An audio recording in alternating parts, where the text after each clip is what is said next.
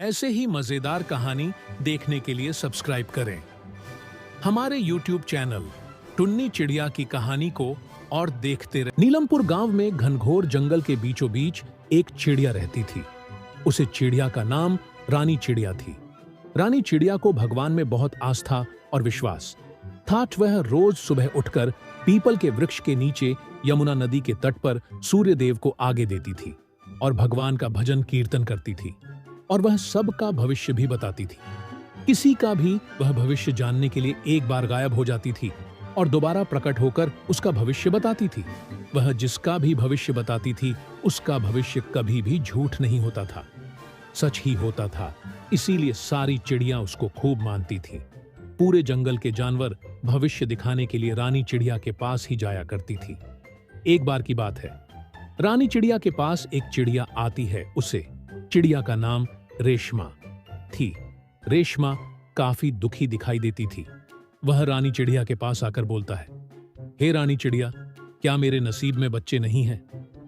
रानी चिड़िया बोलती है, रुको, मैं तुम्हारी भविष्य अभी देखता हूं। और इतना बोलकर वह गायब हो जाती है। फिर थोड़ी देर में जब वह वापस आती है तो बोलती है, तुम्हारे घर में खुशी जल्दी ही लौटेगी। रानी चिड़िया के मुंह से यह बात सुनते ही रेशम फूल नहीं समय वह दौड़े दौड़े अपने घर की ओर चली जाती है। और कुछ दिनों बाद ऐसा ही देखने को मिलता है। रेशम चिड़िया के 2 बच्चे होते हैं और वह अपने परिवार के साथ राजीव खुशी रहने लगती है। सब्सक्राइब करें हमारे इस YouTube चैनल टुन्नी की चिड़िया कहानी को और देखते रहिए ऐसे ही मजेदार कहानी टुन्नी चिड़िया के। एक जंगल में एक लाली चिड़िया रहती थी। वह गणपति बप्पा भगवान को खूब मानती थी। बचपन से ही लाली चिड़िया की मम्मी उससे सीख रखी थी, कभी झूठ नहीं बोलना, हमेशा सच बोलना और गणेश भगवान की पूजा करना। वह रोज पीपल के वृक्ष के नीचे नदी के तट पर गणेश भगवान को पूजा करती थी। जंगल में दूसरी तरफ एक चिड़िया कौवे से कह रही थी, कौवे भाई, तुमने सुना क्या क्या चिड़िया? बहन लाली चिड़िया गणपति बप्पा को बहुत ही मानती है, रोज उसकी पूजा भी करती है। तभी कौवे बोलता है, हाँ सुना तो मैं भी है, पूजा पाठ तो सबको ही करना चाहिए। दूसरी तरह पूरे गांव में गणपति बप्पा का जय जयकार हो रहा था।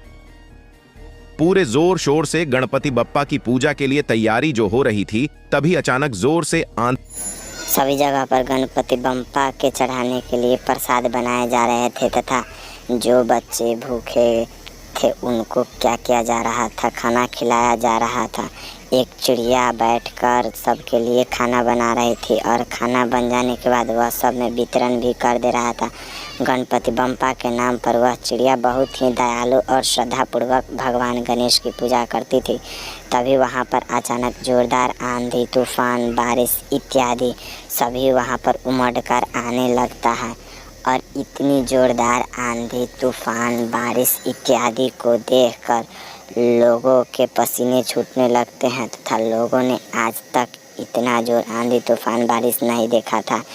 लेकिन तभी वहाँ पर एक चमत्कार होता है और उन्हें देखने के लिए मिलता है कि इधर से हवाएं उधर जा रही है, लेकिन एक भी सामान का नुकसान नहीं हो रहा है। एक भी सामान का नुकसान न होते देखकर उन्हें ऐसा प्रतीत होता है कि आज यहाँ पर कुछ अच्छा होने वाला है।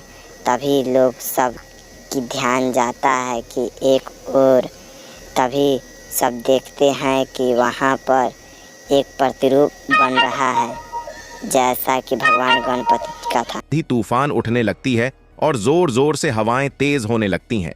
आंधी तूफान अपनी रंग बदलने लगता है जैसे आज खूब जोर से बारिश होने वाली है। आज तक कभी भी इतना भयानक नहीं बारिश हुआ था। तभी गणपति बप्पा आते हुए दिखाई देते हैं। लाली चिड़िया अपने घर में प्रसाद रहकर गणपति बप्पा को ध्यान कर रही थी, उनका पूजा कर रही थी।